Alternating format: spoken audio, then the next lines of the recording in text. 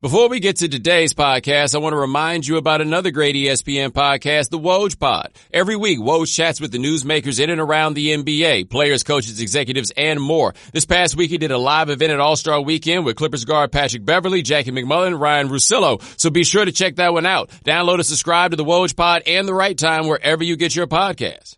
Let's talk about Daniel. A year ago, he resolved to stop putting off what he wanted to do, get into information technology. Daniel enrolled in My Computer Career and is already a few months into his IT career. Make 2020 your year. There are millions of unfilled cybersecurity positions in the U.S. right now, and My Computer Career is training people to help fill them. No IT experience or education? No problem. It's not rocket science. It's My Computer Career. Go to mycomputercareer.edu and take the free career evaluation today. You can start your new life as an IT pro in months, not years. Attend classes on campus or live online just twice a week to get what you'll need to start your new career. More than just a school, My Computer Career helps you get into the industry by working with hundreds of employers that hire our students. My Computer Career is nationally accredited and financial aid is available for those who qualify, including the GI Bill. Classes start soon, so make new year, new career your resolution and take the free career evaluation today at mycomputercareer.edu.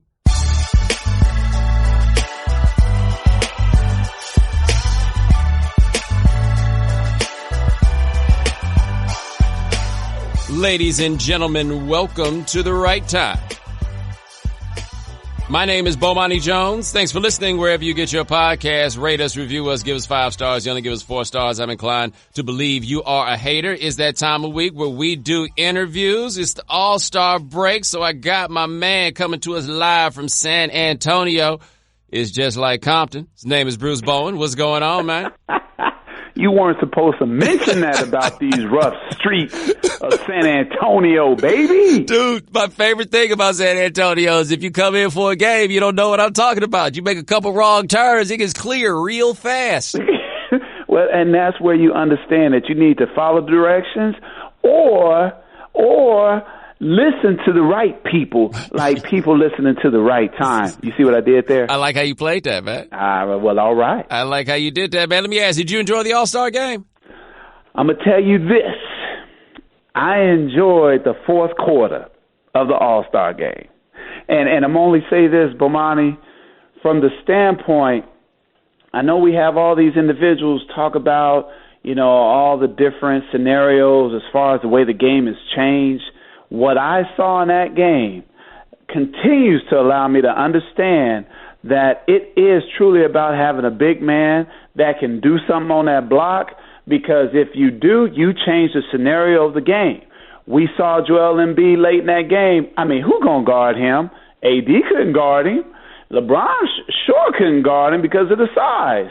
But at the same time, you surround that guy with a couple of three-point shooters, you have the making of what the NBA has always been. And I'm not talking about Golden State. This is a copycat league. Everybody wants to try to copy what someone else does. But you can't copy what Golden State does. They got 2 of the best shooters in the game. So take that away and look at how the game has transferred from the standpoint of having that big to slow the game down, but also to change up the scenario of what goes on late in games. So it's so interesting for me to hear you say that, because it's something I've been saying all the time as people went toward the revolution, toward three-point shooting. I understand the math on it, but the Warriors have 2 of the greatest shooters of all time. I've been like, if you're going to go get 2 guys that can do all the other basketball stuff that you need, plus shoot 43% from 3, then you can make this work. But one team has ever done that. No, they haven't. And even if you look at the Miami Heat, they still had Chris Bosh who could go down low. They had LeBron who, he's a freak of nature, and the fact that he's been able to do the things that he does is truly special. But prior to that, Bomani, I give credit to what Golden State has been able to do. They've never had a big man.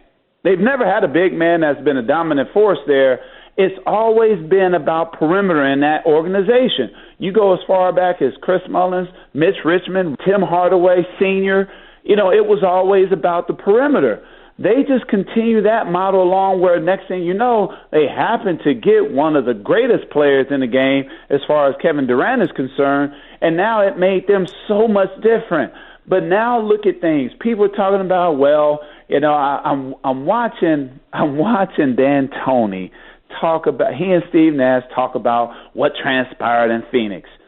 When we would go play Phoenix, Bomani, we knew that they couldn't guard us, and we could guard them. So in essence, because they don't pay any attention to the defensive scheme of things, which kind of looks familiar now with D'Antoni again in Houston, we knew that we were going to be able to score, but it was about getting stops. You shoot all the threes you want, because percentages in heated moments go down from three as compared to on the block and mid-range area. Yeah, that is interesting to me about Phoenix in that, because I always thought the reason that Phoenix can make it work, and this is what I wonder about with the Rockets, Phoenix can make it work as well as they did to me, and I want to know what you think about this, because they had Shawn Marion, right? Like, you had a guy that could guard point guards because Nash couldn't, and a guy that could guard to 4, maybe 5, right? Like, that was their helpful thing to have there. 4. Right. Yeah, we're going to stop at 4 because when they couldn't guard Tim Duncan. Okay, I'm sorry to interrupt you there. Continue on, Bomani. Right, but I don't know how this Rockets incarnation is going to do that. I've been surprised offensively because they've brought, like, Russell Westbrook is back, apparently, from seeing that, but I don't know how this one, as teams get a chance to adjust to what they're doing, how they're going to be able to guard people. During the regular season, it's different for special players. Obviously, Russell Westbrook is a special player along with James Harden.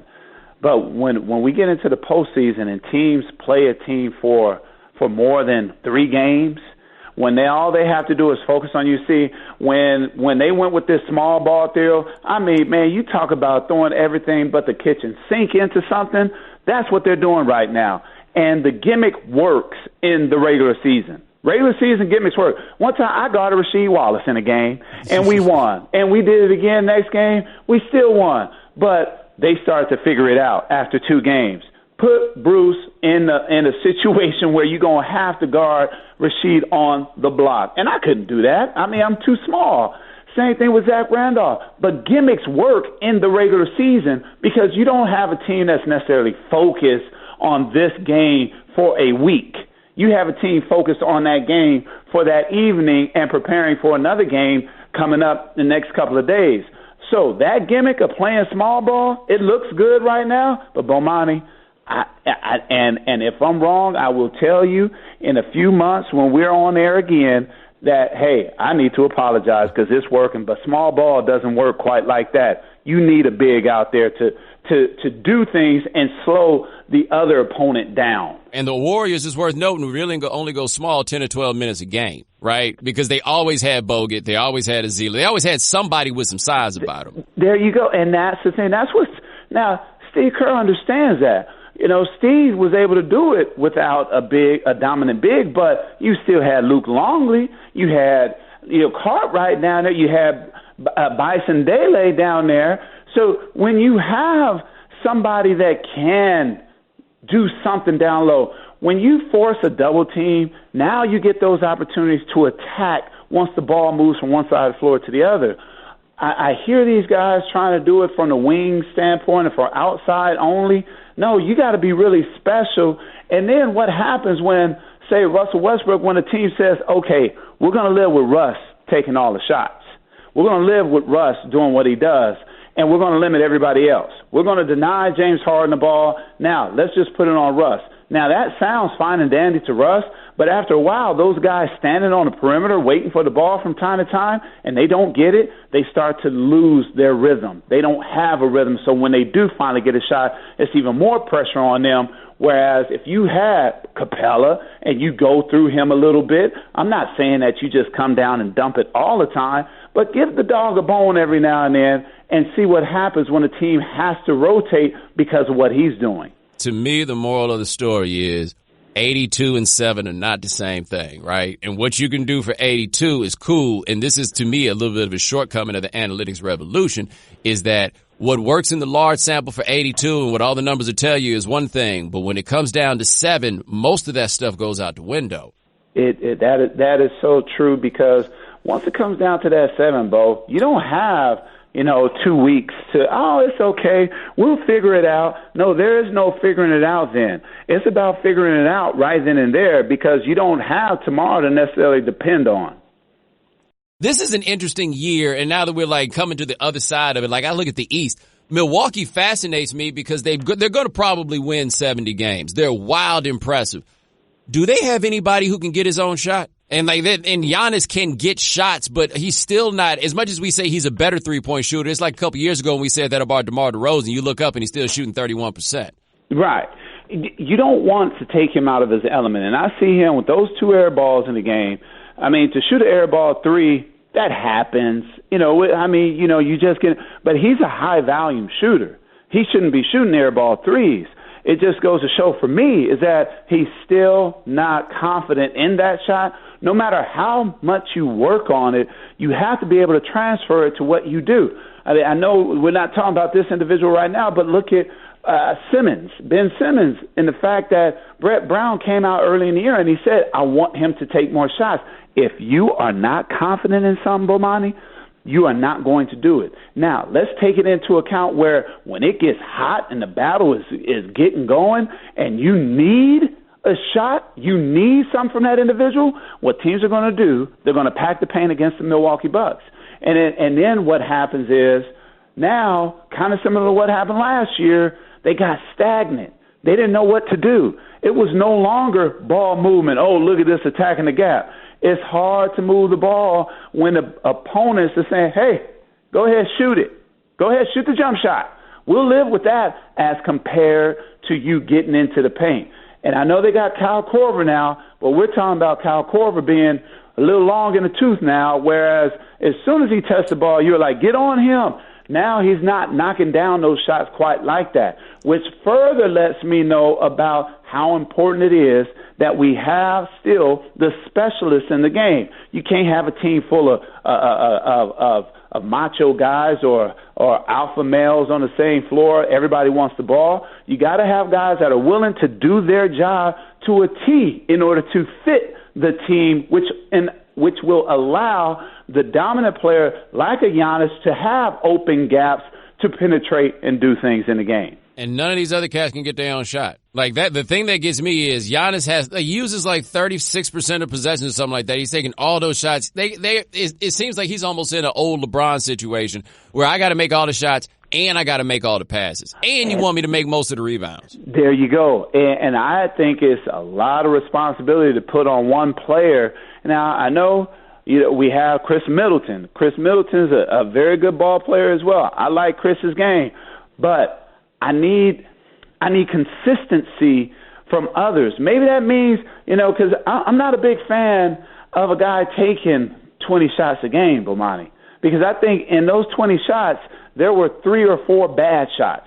You remember the year where LeBron and Dwayne Wade had the best statistical shooting percentage in their careers, and I think it was more or less because they took away the bad shots for better shots. So now they're not just jacking up a shot. Now they're moving the ball. They're doing things and allowing everybody to have that flow. But if you remember, Bomani, even on those teams where LeBron and Dwayne were on, they had specialists out there. You had Shane Battier who could knock down threes. You had Mike Miller who could knock down threes. You had another player who could possibly do his own thing in Chris Bosh. So when we go into this, I love the twins, the Lopez twins. You know why I love them, Bo? Because they're from Fresno. Exactly. But with that being said, I don't want them always out on the perimeter shooting the three. That, you know what? Get your 7-foot self down on the block. That's what I want to see, Bo. And when Robin's on that block, he looks good. He's hard to defend because he has a slowfulness in his game, but he always seems to get wherever he wants to get, and it's a plus. Now, what they're saying right now is that, he's clogging up the lane for Giannis. You know what? Sometimes let's let that lane get clogged and put Giannis in a dunker spot and let him go to work sometimes so that you can change it up a little bit as compared to just shooting three-point shots. And quietly, Brook Lopez is not making those threes this year like he did last year. Yeah, and I see they twins, and I said Robin. I meant Brook. The thing, I look at this, it's such a different game, and I don't have any fault with it. It's just different where there was a time where, Bomani, if you missed 2 threes in a row, you knew that third shot was going to dictate whether you were on the floor or sitting next to the coaches. See, now it's like, hey, keep shooting it. It's bound to fall. No, let's get to the point of being more efficient, or get somewhere on the floor where you can be efficient, because ultimately that's what the game is about. You look at what Toronto did with Golden State. You didn't see Klay Thompson shooting a ton of threes. He was being run off the line, getting to the mid-range area. Same thing with Steph.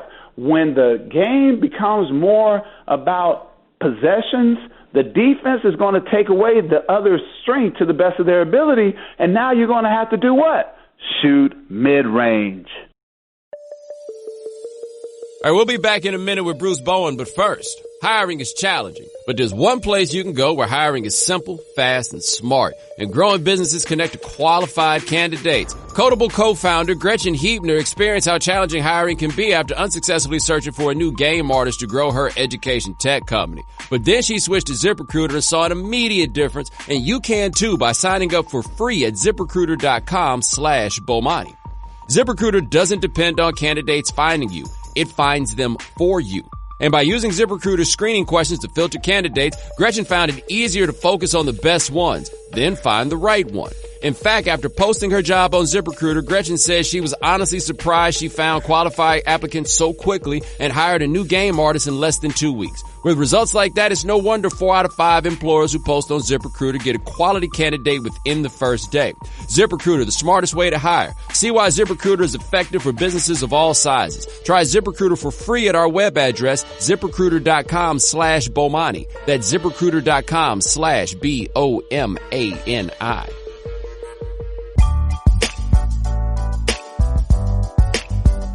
Now, let me ask you this about the East. Who you feel good about coming out of there? I do feel good about Milwaukee, but I also feel good about Philly if they ever get them. And maybe it's my love and affinity for Brett Brown that I feel this way, because you look at that team, they have the pieces, Bomani. It's just I wish that they had the leadership on the floor to go along with those pieces. You know, I still look at Joel Embiid and what he can do, Bomani. You know, you saw a glimpse of it in the All-Star game. When it got tight down low, you got buckets or a foul with him.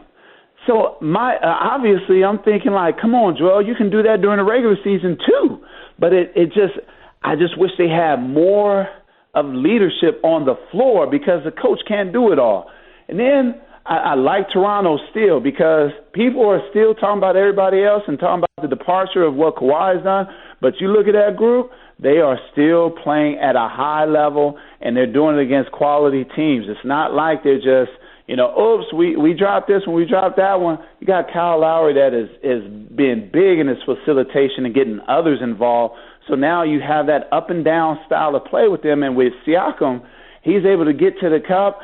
And again, he's not settling for jump shots, but he's getting to places where he can be more of a threat for his ball club, whether he's scoring in the lane or getting to the free throw line or taking those wide open shots. Yeah, and Philly, Simmons, who I think is so you have to exhale, brother. I do, because like I work with Pablo, who just like ignores the Simmons faults, and you know I gotta like fight against the fight that I'm always having on that one, because I think the things that he's exceptional at, but he doesn't try to do any of the other stuff. It's like he only seems to want to do the things that he's really good at. And so with shooting, to me, it's not even you don't shoot threes, it's that you don't shoot from outside of 10 feet. And I've never seen a player like him who's just like, nah, shooting, I'm good. Well, it's not that, Bomani. It's because his skill set is what it is. And whenever we get pressed in certain things, we're creatures of habits. And his habit is being real good at attacking that rim and finishing with either hand. I used to hate it. I hated it when people would say, oh, so-and-so needs to add a three-point game to his game and he'll be better. You know what? Maybe he's not a three-point shooter. DeMar DeRozan is not a three-point shooter. I like the fact that he didn't necessarily start settling for those threes and still did what he did. This is what makes them special. They're special because they're able to do something that looks relatively maybe normal that others should be able to do, but they do it at a higher level.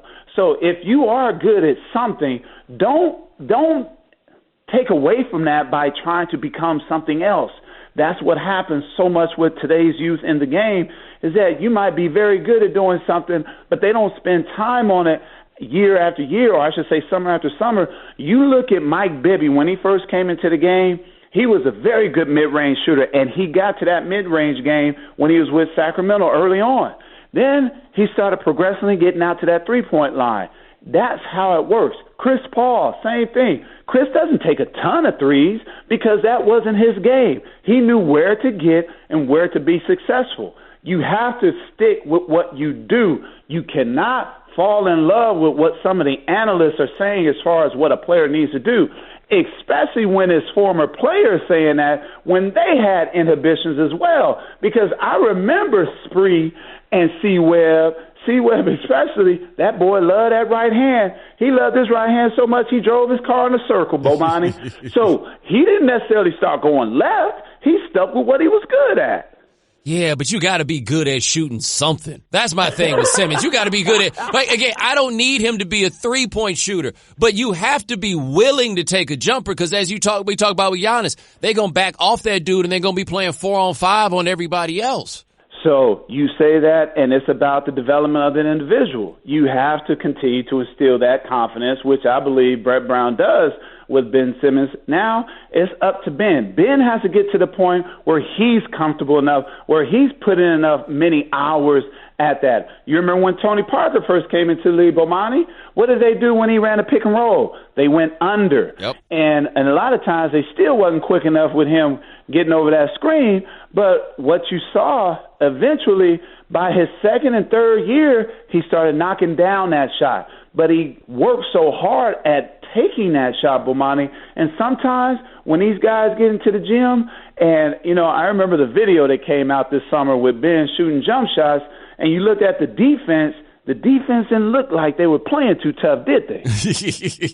So you got to do it at game speed. That's one of the great things that Stan Van Gundy told me when I was in Miami. He was an assistant there. He was like, hey, it's got to be game speed. Man, Stan Van Gundy would sweat passing me the rock. And my thoughts were these. If that man is sweating like that and he's just passing me the ball, I better do my part as well.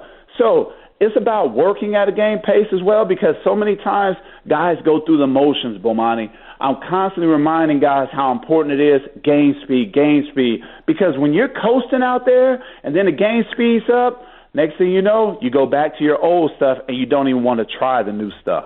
And like what I worry about with Philly, and I'm curious your thoughts about this because, you know, Brett, and he's been there for a while now.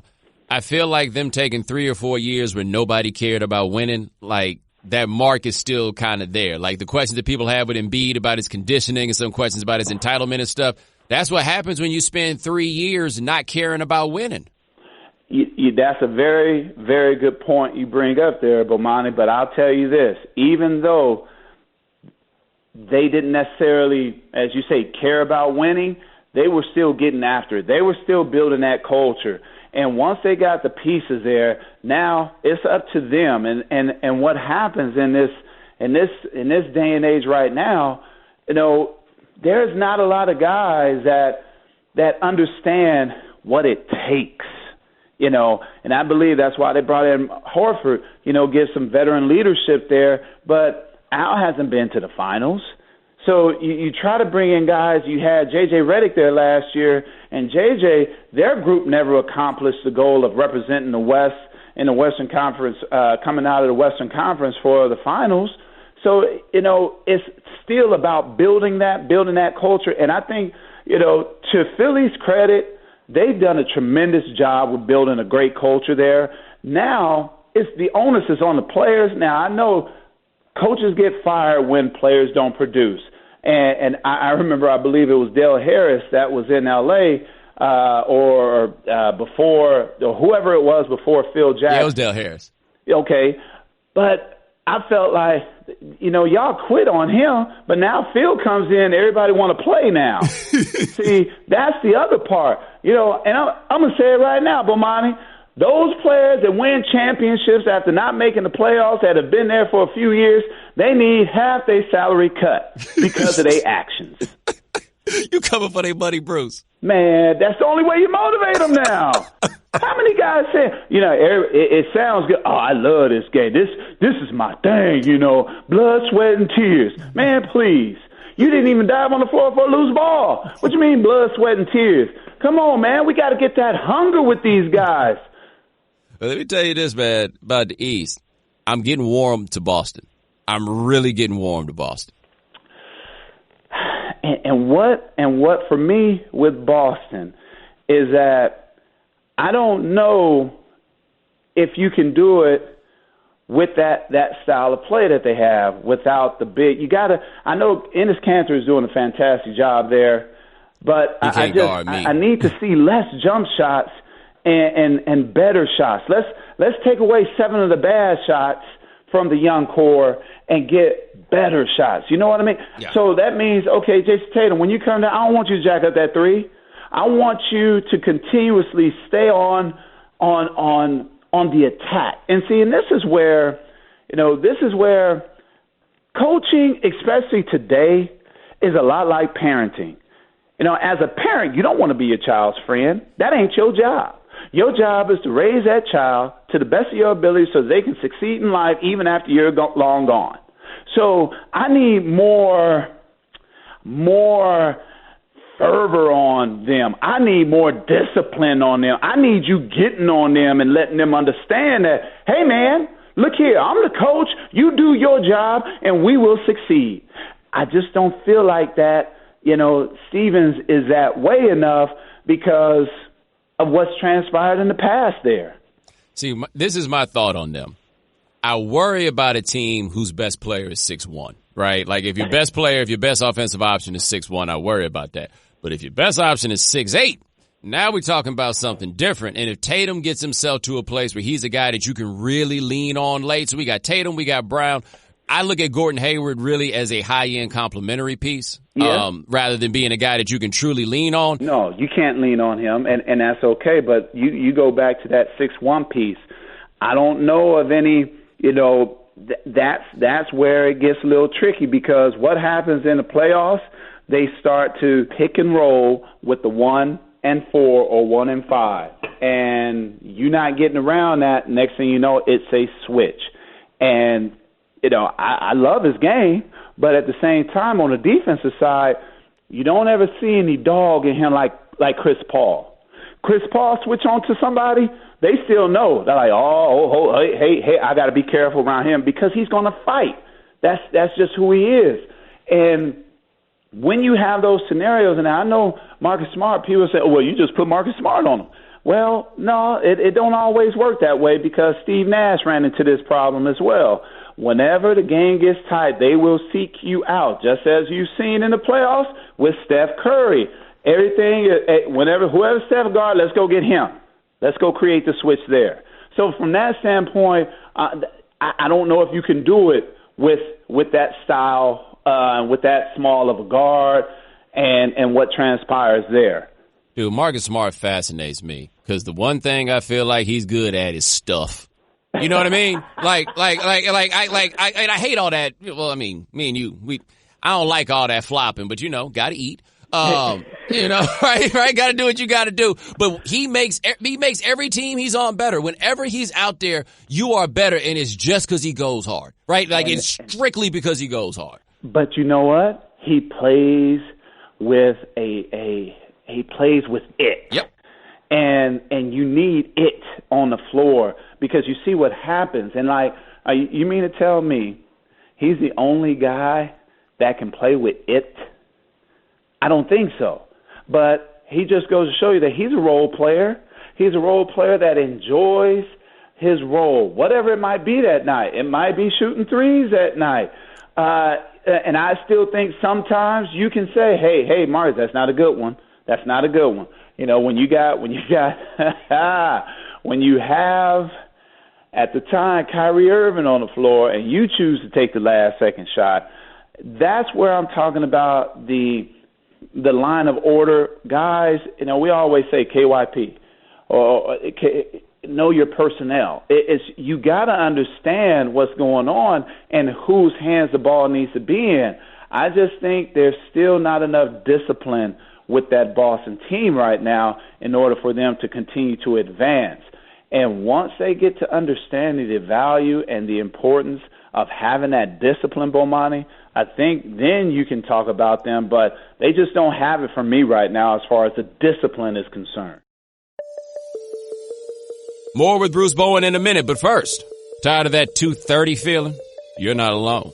In fact, research shows that more than 70% of us hit the wall after lunch. Let a 5-hour energy shot help you leap over that wall instead of crashing into it.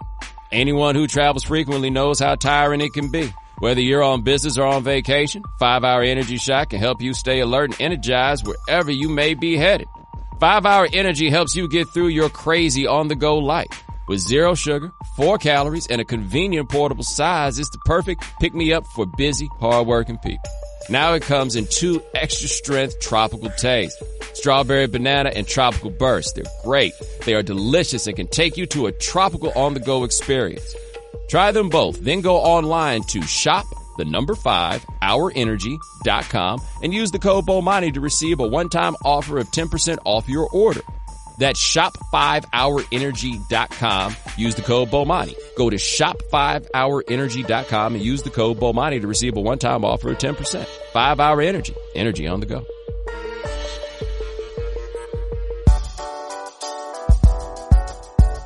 I feel like every team that we think could win a championship has one of those flaws that we normally don't think that a champion is going to have, right? Like the Lakers don't have, I don't know if depth is the right way to put it, but there's just a couple things still left they don't have. I don't feel like the Clippers have the playmakers that you need to have there. And then Denver, I just always feel like I'm being unfair to them because I don't have a great answer for why they not going to win it, but they not. Now, just to go, you talked about the Lakers and the Clippers and then Denver. I'll go with you on this. But what the Lakers have, they have a big that can finish down low and a big that you can dump the ball in late in the game.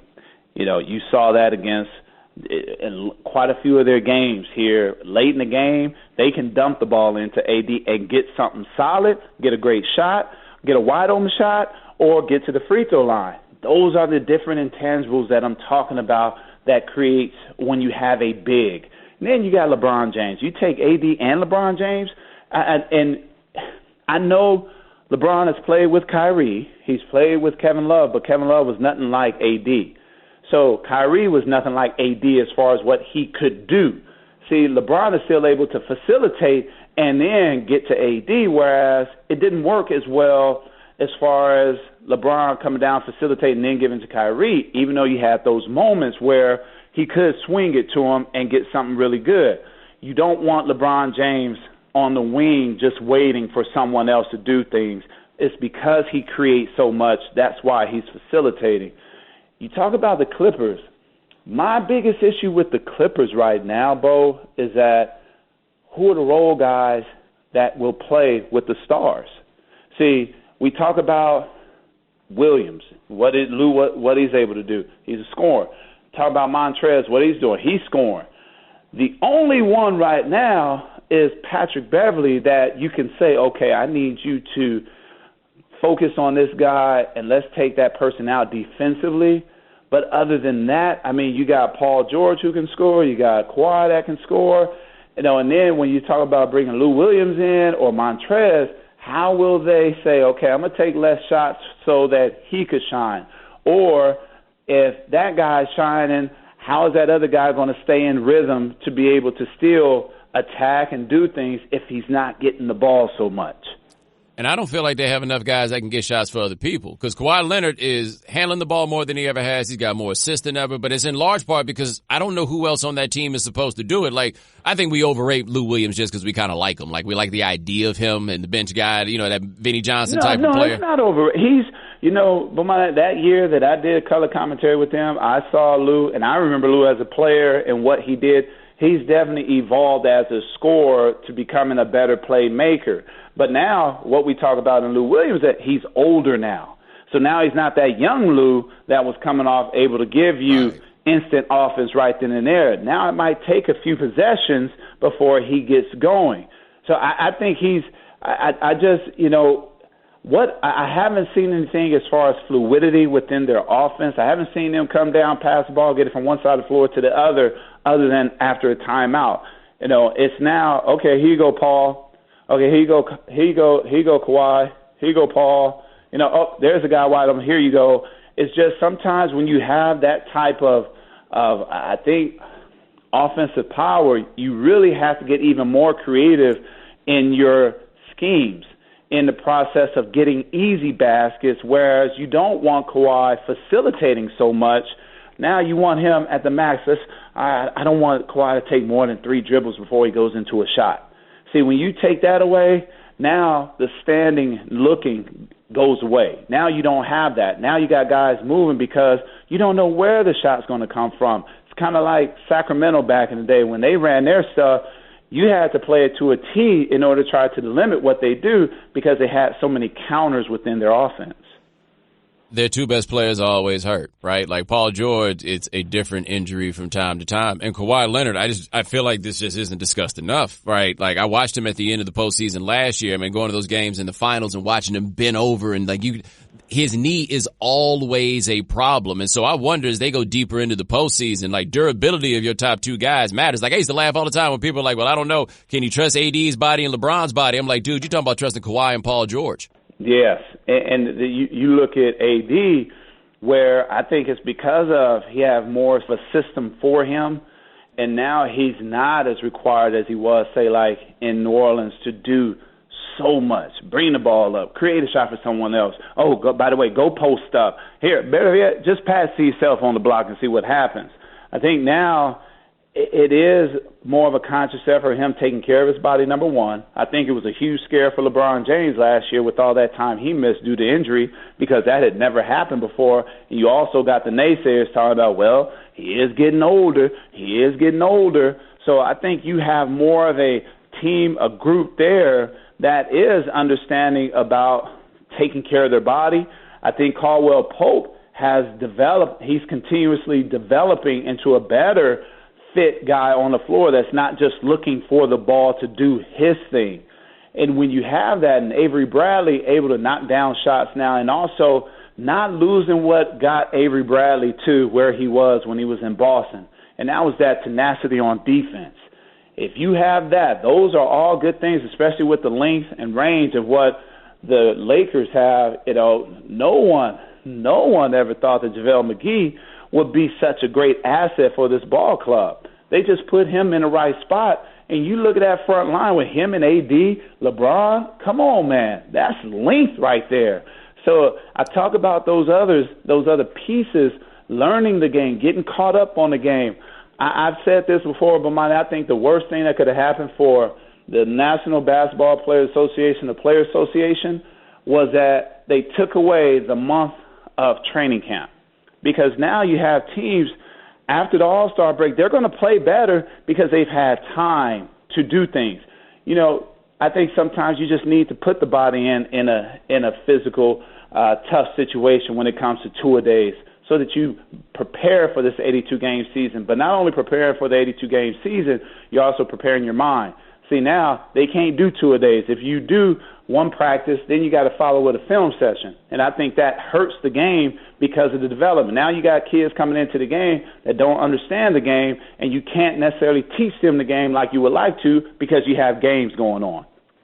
Now, I brought Denver up a second ago. I love Jokic's game, man. He is a monster. Like, I feel like whenever I go up and down their roster, I can name enough dudes where I feel like this is a team that could/should compete for a championship. And then I think at the end, I'm like, but nope, they're going to lose in the second round. Well, I think part of it is because of the youth at the guard position. I mean, you look at what Murray's able to do now. Talk about their guards. Their guards they are good when they are on. They are good when they're on. But now, Bomani, you understand this because you follow the game for quite some time. Sometimes it's not about that guy doing his thing all the time. Sometimes it's best for that guy to now play off of what they can with Jokic. See, Jokic, and I think you and I have discussed this, he has a throwback game style. So he could have played in the 70s, 80s, 90s. I mean, he understands it. And if those guys would truly understand what they have in him, they would understand they don't have to work so hard to get shots, because what you have is this. It stems from a lot of AAU stuff as far as players breaking guys down one-on-one, as compared to let Jokic get in there because he's a willing passer. Now, the difference is he kicks it out to a wide-open guy who's either going to knock down a three or attack. It's coming off a pass. It's coming off a defense now adjusting and closing out. I guarantee you, they're so much better against a team closing out than they are when they're trying to break somebody down one-on-one. That comes with age. As guys start to get more mature in this game, they start to realize that they don't have to do all that stuff to show their worth. More than anything else, all they need to do is just play the game. Now, where are you on Utah? Huh? Where are you on Utah? Huh? No, man. You sound like Vernon Maxwell right now. I like that they oh, goodness, San Antonio kid from Cleveland, Clarkson. I think he gives them a different dynamic. He gives them more dependability from the guard position. You know, Donovan Mitchell hasn't had that kind of year right now, and I don't know if is it because he's maybe a little fatigued or shot selection sometimes. I don't feel like he's having that type of year that we've seen from him last year. No, and a lot of that has to do with more awareness on him this year and what he does. But now, from him going from scorer to facilitator, I think he had to do so much, and then he wasn't getting any help from the point guard position. And, you know, Rudy Gobert is not a guy, even though he's he's not a guy that you can dump the ball down to each and every time. You know, I think Ingles he's been solid for them and continues to be solid. It's just, you know, you don't fear playing Utah, especially when you're in Utah. You know, there was a time where you had to go to Utah. You're like, okay, man, the altitude. Now we got to deal with these players and Karl Malone and Stockton.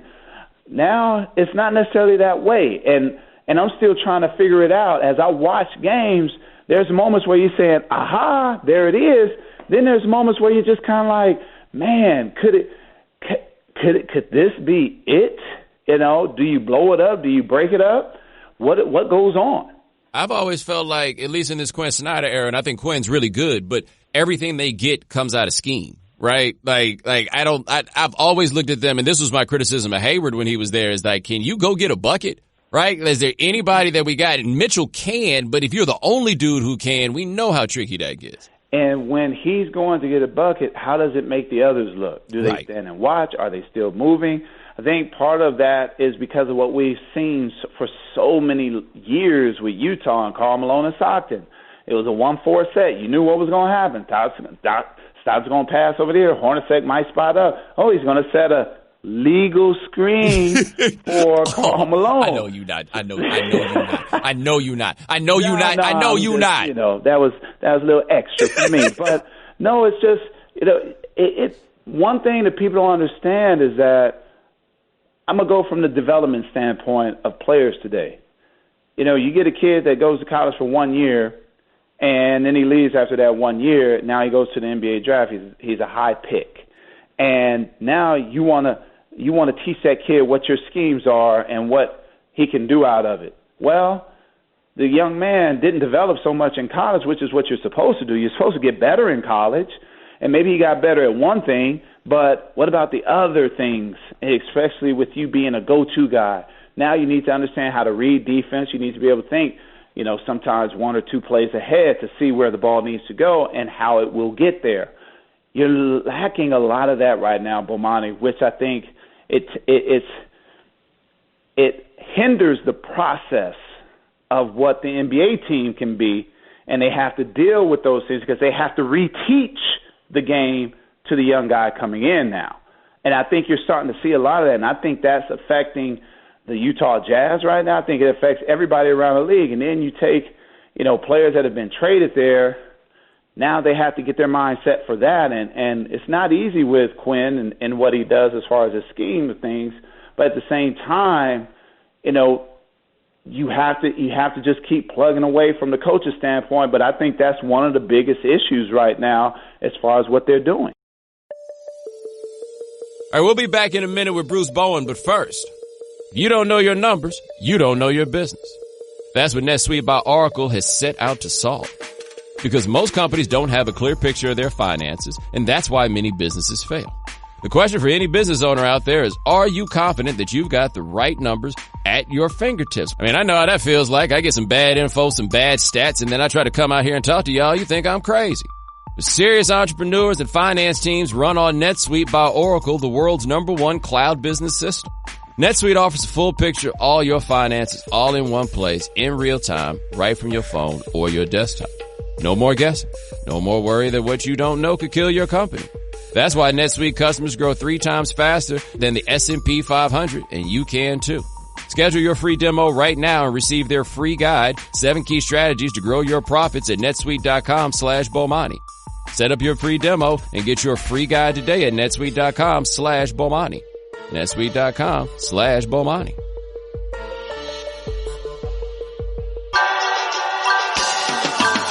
Yeah, I'm going to switch gears a little bit on what you talked about because it really just reminded me of something, just about like that development and guys getting better and figuring this stuff out. What's your read on Andrew Wiggins? Oh, man. If you don't do a good job at ESPN, Bomani, do you keep your job? Probably not. No. Do you get a raise? Unlikely. And I think we have seen that transpire with Andrew Wiggins. Now, Andrew Wiggins next year, he's going to be phenomenal. Think so? You know why? Because Steph Curry is on the floor as well as Klay Thompson. So now the onus is not on him. The focus is not on him. Here it is, a guy that when he came into the game, he couldn't shoot. I don't know if you can still say that he's an improved shooter, but he's still not a knockdown shot kind of guy. He's not a guy that can come off a screen and swing it right in there because he read the defense. When you feed guys constantly, yes, they look good. Or when they're able to take all kind of shots that they want, yes, they look good. But Andrew Wiggins is not that. He's not that dude that you say, oh, man, Minnesota just got worse because they lost him. No, I think they got better. Because now, you know, if you look at players, you look at what Russell was able to do, he can put that ball in the hole. But that's something that Andrew Wiggins never developed. He never became that guy there that could put the ball in the hole. And then on the flip side, I'm going to defend because he's athletic as all get out, but he's always been that. So what is it about Andrew Wiggins? He is who he is.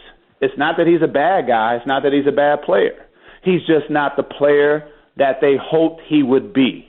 And a lot of times when a player is not the player that they hoped that they would be, they end up getting traded later on when now you can look back and say, man, what if we would have did this a long time ago? Yeah, I feel like he's been a bust hiding in plain sight, right? Like he does the stuff, like he does the stuff that if you watch just a little bit looks great. In plain sight, because he'll put up those points per game numbers, right? Like you'll be out there and be like, yo, but Andrew Wiggins scored 24 points a game. How could you say that he's a bust? And be like, yo, he literally didn't do anything else. He had no impact on the game. And this is where the whole, with some people, the analytics, and with some people and what they think about the analytics, this is what happens when those things get to going on. They get to talking about those things, and you're like, but wait, yeah, he scored 20. That's empty 24 points. And people say, how can you say someone had an empty 24 points? Well, if you lost by 20, it really don't mean nothing. If you're not having an impact, so Marcus Smart has an impact on the game whether he scores 8, 15, or 20. See, even with 8 points, you can still see that he's effective on the floor. There were many a nights where Andrew Wiggins, he's on the floor, and even when he scored, you're like, yeah, but it just, I didn't know he had 18 points in the first half. Those are the things that happens with shooters, but also guys that just don't impact the game. And I don't know what to make of his man Karl Towns. It's all there except it's not. So we talked about this earlier. Let's go back a little bit now. This is the same organization who drafted 2 point guards who couldn't shoot in the top 10, I believe. Yes. Where is Flynn at now? Good question. See, Rubio has continued to develop. But, oh, my goodness, it took how many years before Rubio could, now get to a point where he's not thinking about his shot. He's always been a great facilitator on the offense. He's a true point guard. And it's not saying that you can't – it's a bad thing if you can't shoot as a point guard, but it's such a necessity. It is such a necessity. I remember Eric Snow. Eric Snow couldn't shoot to save anybody. Right. But he was effective on the floor. So you look at the organization and the character guys that they're getting. If I'm a GM and I'm building, I need guys that care about the game and that don't want to leave the gym and that play with a certain oomph like a Marcus Smart. I need that because there's going to be dark days. It's not always the most talented guys that are going to get you to the promised land. Sometimes it's the most limited guys but have the biggest hearts out there on the floor and that will get on the floor for a loose ball and not leave it to someone else. See, that's what you have in a lot of the game today is that guys are more concerned about self more than anything else as compared to, well, how can we build this? So they brought in Coach Tibbs, who's a no-nonsense kind of guy. Now you got Sanders in there, which is fantastic, but you got to be able to coach guys. You got to be able to get on a guy. Coach Izzo. Coach Izzo, you think he let stuff slide with his guys at Michigan State? He loves his team, but he is also understanding that he needs to stay on those guys because they don't have it yet. And you have a lot of guys right now that have been in Minnesota that feel like, hey, I'm here. This is me. Yeah. No, man. It's about continuously improving. And it seems like, and I don't know if you agree with this, Bomani, but a lot of that life left when KG left. Yeah, there's something to that. KG learned it from Kevin McHale. Right. McHale worked with him and let him know, hey, man, no, every single night you got to bring it. See, and I think this is one of the biggest issues that a lot of the players that played in that era, they look at players now, and the first thing they say is, man, these guys are soft. And a lot of people get upset at that. And it's not the soft aspect of things, but when they came into the game, you had to try out for a team. Bomani, don't nobody try out for games anymore. Nobody try out for teams no more. They're placed on a team. They're placed on a team. So where is that aspect of, man, I want that position. I need to work hard for that position. It doesn't work that way. It doesn't work that way. And if they feel, if they feel a bump or they feel a little soreness somewhere, they shut it down. What do you mean? I saw a kid at this Nike Elite camp, one of the top 25 college, top 25 high school. And this guard did work the first 2 days. Boy sat out the next 2. I said, my man, how come you're not playing today? I got a little elbow bursitis. I said, I played with a guy named Allen Iverson. He had that and a list of other things going on with his body for a whole season. So you're going to sit out because of that? And he just looked at me like, go ahead with that, man. I ain't trying to hear that. How old did you feel? You take that attitude onto the floor now with a lot of today's youth. I'm not saying everybody is built that way, but think about those things when kids don't have to try out for stuff and you're just giving them things, and then we wonder why they don't have no hunger or no desire to get after it. Marcus Smart stayed in school another year to work on his game. Marcus Smart wasn't scared of that. He wasn't scared of improvement. You must love these Miami Heat this year then with Jimmy. What? I couldn't wait for you to say something about that hard-working team.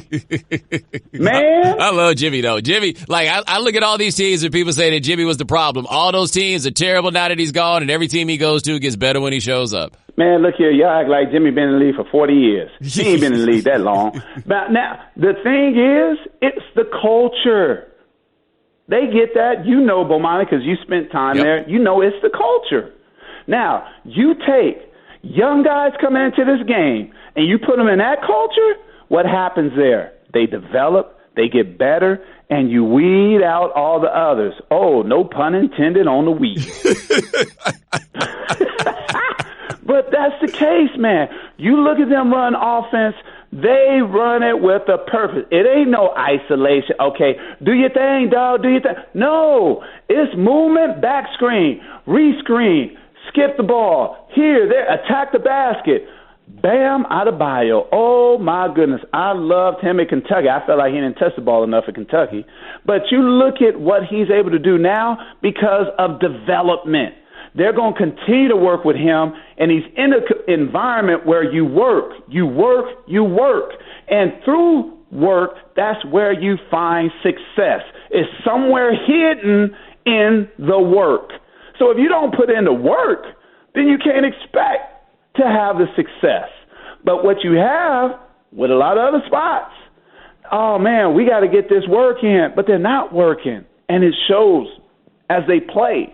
But you look at that, man, Hero act like he been there forever.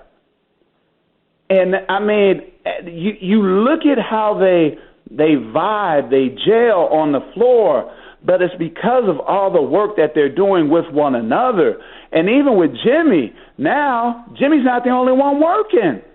It's everyone. Now you got someone who can take that leadership role and give them some type of accountability on the floor, which is what you're missing in Philly. Now, I'm not saying that he was that in Philly, but I'm just saying you see a difference now. You see what Miami has as compared to what Philly doesn't have. And I got to go to this. Early in the year, somebody asked Joel about his diet. And the first thing he said, oh, no, it ain't about my diet. Man, do you realize if you take care of your body now, your knees will be better? You're carrying too much weight on the knees. We're not talking about his skill set because even with that, he's still good. But just think if he truly loved it, like, man, I remember when Kobe decided to stop eating certain meats.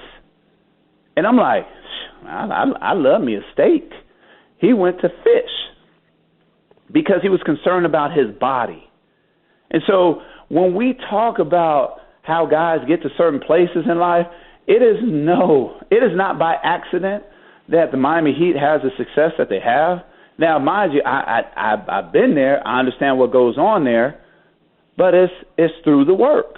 And so when you see a team that works hard, when you see a team that puts in the time, it just makes me happy because that's what I've always known was the improvement in life is the work that goes on before. But can they win the East?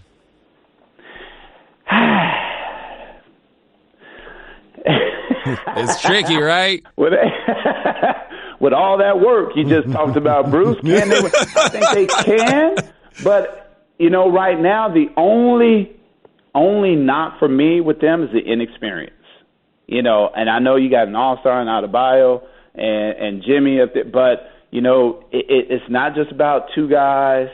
It's the inexperience right now, and I think it's been a huge asset for them to keep some of the old heads around. You look at a lot of people on that sideline or people that have been in that organization that's had victories there. So I think they can, but I'm not. I need a few more months. I need 2 months to see the constant improvement because I think it's the inexperience right now and their youth. But I think this is a great start for them. Before we get out of here, I'm loving this idea of you having to guard Rasheed Wallace like that. I'm sure he was talking to you the whole way. Look here. She used to do stuff like, I've always had a good relationship with him. And I mean, it's she, 6'10", Bruce, 6'7", with high heels on. But, when I was fronting him, she's like, all right, you better go ahead with that, Bruce. You ain't going to be able to do nothing with this. And then he catch it, and then he shoot his shot. And sometimes you can't do nothing about certain things. You just got to run on down to the next end and yell at Tim, say, go to work on him, Tim, because that's all he do. But she and I, we've always been good. And to know that he's giving back to the game right now, he's coaching in North Carolina. Yep, high school. high school. Wallace is coaching. So now I know your next question is, what does he do when his player get a technical foul? Stop it, Bomani. Stop it. That wasn't my next question. My next question was about, when you had to guard him in the post, just wondering if you had any, special techniques that you was in there using. You was a little undermanned. Special techniques, huh? Special techniques, man. That's what you're going to go with? Yeah, I'm going to go special techniques. Things you learned over time. I haven't talked to you since 2019, and this is what you want to do. But you know what? Hey, I'm good, brother. I talked to my therapist. I told her that I was going to talk to you today. I told her that, and she said, you know what, Bruce, you have improved so much. Look at the way you're not even sweating when you say that. I said, you know what, but he's going to try something. He's slick. I was just wanted to get some insight on what made you an all defense guy. See, and this is something else I tell. See what you're doing right now? You're complimenting me. See, I'm not like I was 3 years ago. When you compliment me, I didn't know what was going on. I just accepted the compliment. I see that I'm turning around right now, looking behind me, trying to make sure I don't see something coming at me right now. I want to teach the kids the game, Bruce. There's kids listening out here. I thought maybe they could hear from you what you got to do when you got to guard a dude that's 3 inches taller than you. Maybe you would give them some insight. You got to have good help side. Oh, that's what it is. Bomani. That's what it is. You got to have good help side. And every now and then you need to push. You got to push them, then make sure they don't dribble. Now, if they fall, it ain't because they got tripped, Bomani. You're right. No, I'm right now. You're right. You're right. I see what you. Yeah, I see. I took away your angle now. How you like them apples? Yeah, well played. I'm gonna ask you one last thing before we go. This is probably I don't know next time I'm talking to you, this probably be Vince Carter's last year in the league, and I was just wondering if you wanted to pay some kind of tribute to Vince. Pay a tribute? Yeah, I thought you might want to pay a tribute to Vince. I mean, now Vince was amazing, but my thing was, number one, I didn't want to be on the highlight, and number two, with Vince, I didn't ever want him to think I was friendly with him. I know this. I know this. And so, one time I happened to do something, I scored, and there's a break in the play, and he's standing there. He's like, man, that was a good shot there. And I act like he wasn't talking to me.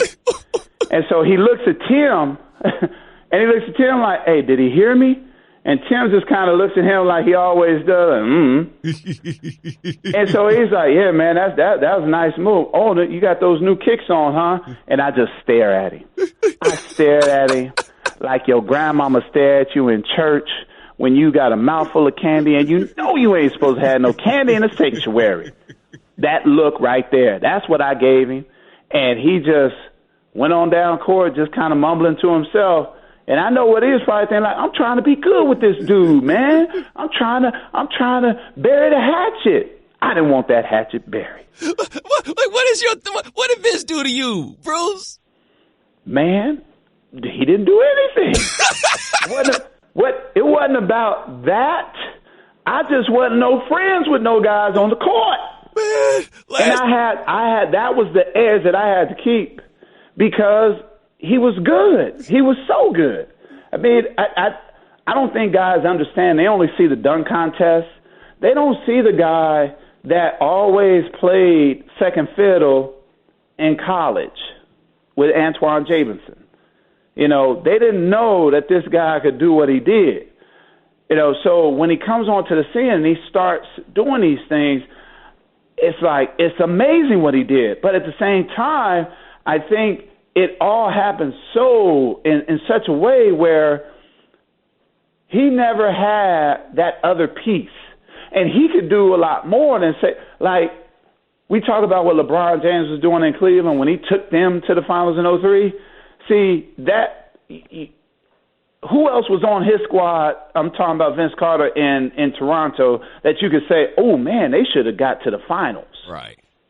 We're not talking about young Tracy McGrady. We're not talking about that one. But he was doing those things, but doing it well. I mean, he could shoot it. He could create shots. He created shots for others. I mean, we always talked about no, LeBron needs to work on this or LeBron needs to work on. Nobody didn't say that about Vince. It was more or less about the fact that, hey, man, he's so talented. Why hasn't he gotten there? And so for me, it was about competition because I knew how good he was. I understand. See, when you going up against somebody and you don't have that talent, you got to figure out ways to keep them guessing. I kept them guessing. See, like, if a lot of guys knew how I felt about them now, back then, man, you wouldn't be talking to me. I wouldn't be no champion. You'd be like, hey, man, who that guy, that bald-head dude that wear a goatee like me, and but he ain't on TV a lot. That's what you would have been doing. Hey, man.